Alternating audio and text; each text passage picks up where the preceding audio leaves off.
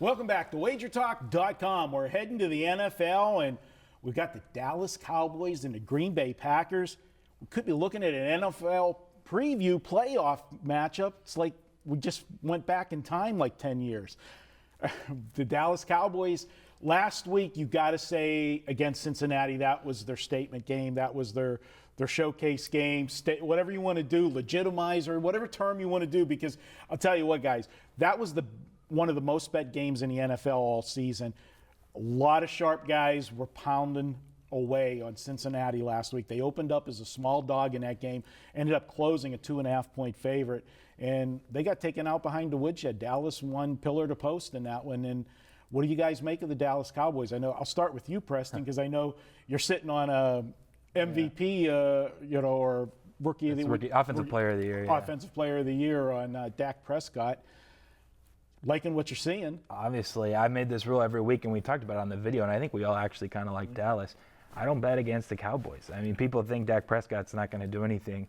Their run game is fantastic. I understand this is supposed to be the best defense they had seen yet, but the Bengals defense hasn't actually been as good as people expected coming into the year.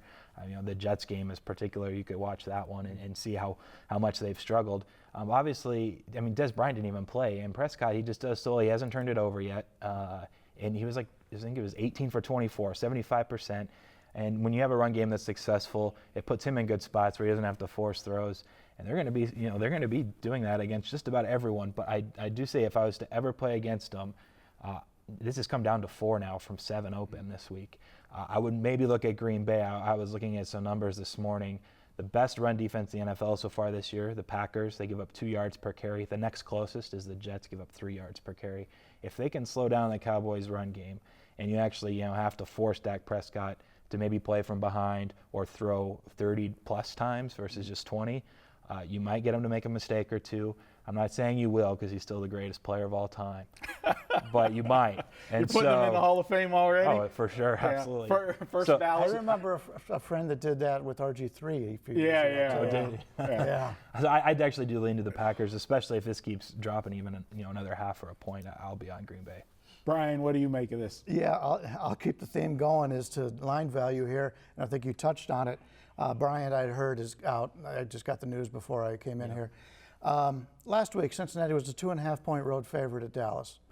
Your average NFL home team is probably about 2.5 points for the home field. So they're saying right there that Cincinnati was, well, Dallas isn't as good. Let's make Dallas maybe a 1.5, because they don't have much of a home field advantage.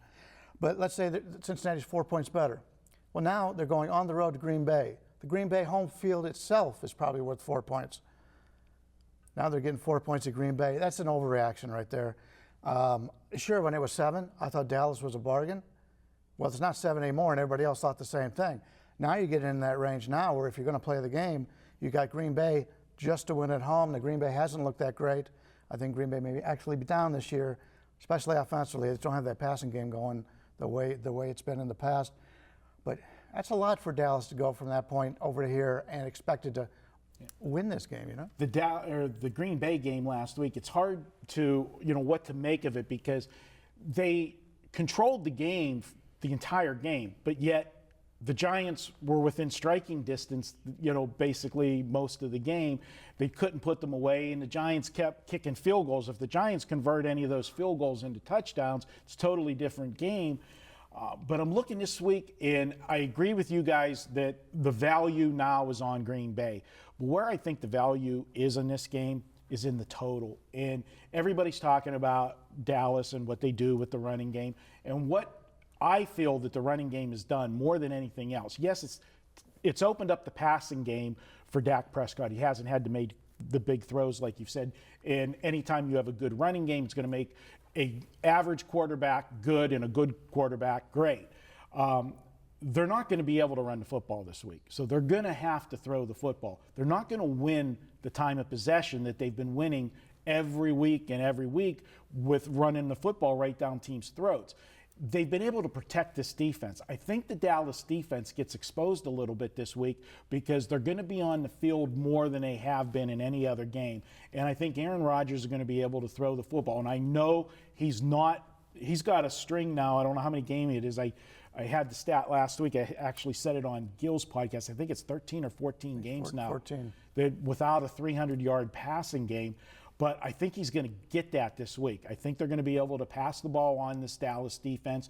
And on the flip side, Dak Prescott's going to be put in a position where he's going to have to throw the football this week. So one of two things is going to happen.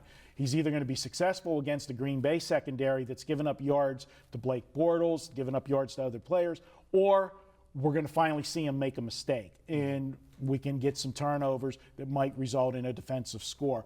I'm going to take this one over the total. I think we're going to see a shootout in Green Bay this week, and we'll see what Dak Prescott's made out of. I like the over in this one. I think we learned a lot about Dallas this week. You talked about the legitimizer last week. If Dallas can run on Green Bay, oh yeah, that's a Super School's Bowl. out. That's yeah. a Super Bowl team. We find out this week. But if they can't run on Green Bay, we can see what happens. But maybe we'll learn more about Green Bay in that instance. 50 yards is the most any team's run against Green Bay this year. 50. I didn't know that. That's even lower than I would have guessed. Yeah. That's impressive. They'll get to 50, I think, but it doesn't mean necessarily it'll be effective. They're going to try to get the run game going. I kind of agree with your over, though, to an extent. If you watch that Green Bay Giants game back or look at it, I think the Packers had a few field goals themselves and 3 turnovers, 2 in the end zone, interceptions that Aaron Rodgers threw that were very unlike him. You know, fix some of those things, they would have scored a lot more too against that Giants team. So, is it 47, 47 and a half? They're both out there, 47 and 47. That's probably about right. Thanks. Anything you want to add, Brian? No, I think that'll do it. All right, there you go. Got a couple guys with Green Bay with the value. I'm on the over. And guys, don't forget, each and every Tuesday, you can check out a capper at WagerTalk. We offer a best bet from them, and you can get it for just $2 on $2 Tuesday. We do it every week. It's a great way to try a new capper or just try out the site. Check it out each and every week at WagerTalk.com. We'll be back with more here at WagerTalk.